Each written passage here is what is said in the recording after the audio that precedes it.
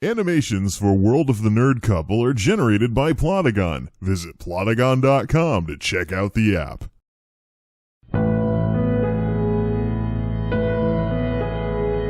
It appears someone you know was found dead today, and it has already been ruled that the death was a suicide.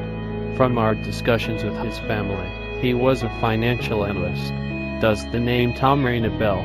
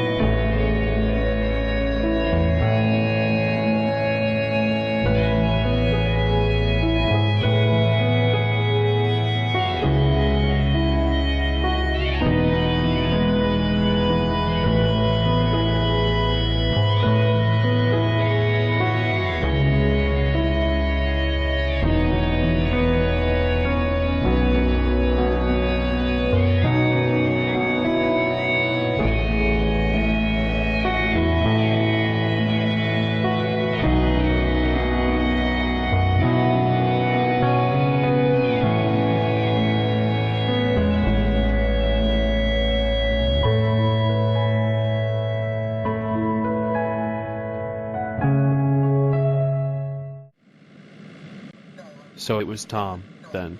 Quite literally here one day and gone the next. I feel terrible for his family. I know what you mean. That's why I joined the Major Crimes Division and immediately sought to take on more work by adding suicides to the sorts of things we usually investigate. Usually we look at homicides, drug trafficking, issues of a more violent nature. But the pain and hurt is just as real when you lose a loved one to this. I actually had this happen to me in my earlier days on the force. Had a partner I used to go on highway patrols with. Suddenly one day he didn't come into work and he was found later having hung himself in his house. I know what you're going through. It's terrible to have someone in your life who literally is there one day and gone the next, and you had no idea it was going to happen. It's the shock of it all. I literally shook his hand yesterday thinking he was off to a new job as a tax accountant. That's what hurts the most. Losing a loved one is painful enough without it blindsiding you in the process. That's why I'm here investigating these sorts of things. I want to do everything I can to help this community avoid the pain of these sorts of losses. The big issue with this case is we know the what, but it's the why that's still concerning. If we can figure out the why, we can get the word out to the community in suicide prevention literature about helping people spot the warning signs. That's the thing. I know very often when something like this happens someone brings up the whole thing about if only we heeded the warning signs, but there really weren't any, at least, not that I would want to immediately assume someone was suicidal over. That's the tricky part. Based on our discussions with the family so far, I can conclusively tell you that Tom didn't have a new job lined up when he left your company. They didn't even know he was ever looking for a job, and nothing from what we've looked at with his family, in terms of his phone, computer, or anything suggests that he was even job hunting in the first place. So he was lying then. To me. To Lauren. To everyone at work. I wouldn't get too caught up in the fact that he was lying, but again, we want the why here. Why would he put up such a front to make it look like he was merely leaving your company instead of getting ready to take his own life? An allegory. A literary genre. What are you thinking here? An allegory is essentially a story that gives an opinion on something else. The big thing Tom was telling me about when we last spoke was that he always thought that working with people's taxes would be the worst kind of job he could ever have in his career, but the way our workplace had gotten had made doing tax work not seem so bad. So if we bring this through to its logical conclusion, then Tom had gotten to the point with the conditions at the office to where he suddenly didn't think it would be so bad of a thing if he was in the worst situation he could possibly imagine. He just wasn't talking about his career. He was talking about everything. That's what makes this really difficult. There are suicide prevention hotlines and ways to get help, but there's also an element of this that revolves around how people treat each other.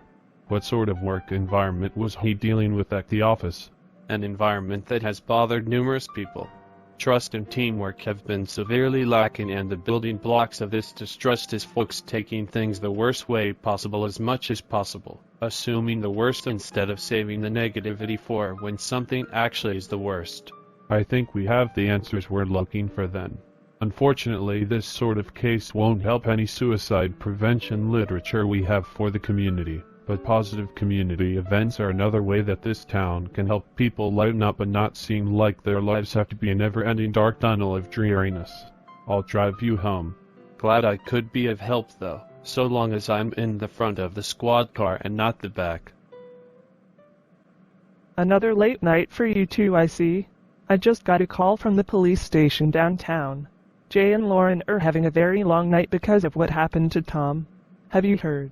Yes. This talent situation just got much harder. Perception is reality, and now there'll be perception going around that our office drives people to end it all, even though we don't. Typical PR stuff. So where does this leave us then, given the events of the past few days? Basically standing here gawking at just how bad things have gotten, and the massive challenges that we now face in terms of getting this office back up to speed. If we keep focusing on this, we'll just be overwhelmed and nothing will get better. So let's pick what we can do to improve things and start with that.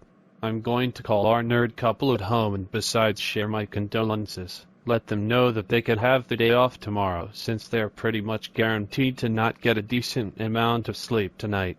What about the others who like Tom as well? Won't they get us painted as engaging in favoritism? Oh boy. Favoritism. A workforce F word if there ever was one. First, if they end up being questioned at the police station into the evening hours or something, that's one thing. For everyone else, we'll work with them if they want to take some time to attend services or let their head clear. As far as I see it, we're taking hits left and right no matter what we do, so we'll err on the side of taking the hits left and right but being supportive of our team. We do have some problem behavior in this office to work out that's leading to this lack of trust, but let's try diffusing it via setting good examples in all of this. Well, I hope you and your girlfriend feel better soon. This sort of thing is never easy. Indeed. It never is, but the situation with how folks at the office treat each other gives us a lot to think about. Any of these situations would do that. I had my mind not stop racing for several days when this happened to me. And here we are. Thanks for the feedback this evening. I think we can make some progress with it, though not in the direction I originally thought. Welcome home, dear. Social media is lit up in our area because of poor Tom. How'd it go? That idea we were tossing around earlier of trying to be different from the usual negativity was the right one. The detective thinks the work environment had a lot to do with what happened. Yeah, I can't imagine this kind of police work is the greatest thing out there. Larry called too. We get to take tomorrow off because of all of this. In the meantime, I think I'd better step away from this computer.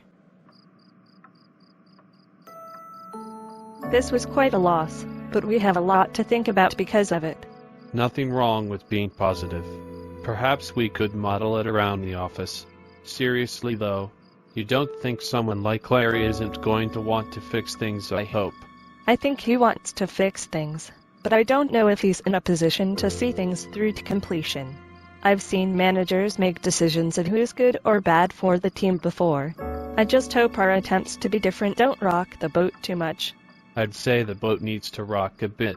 Plus, if our alleged fit for the team determines whether we stay or go because of the way we do things around the office, how is it any different than the way things already are, by default?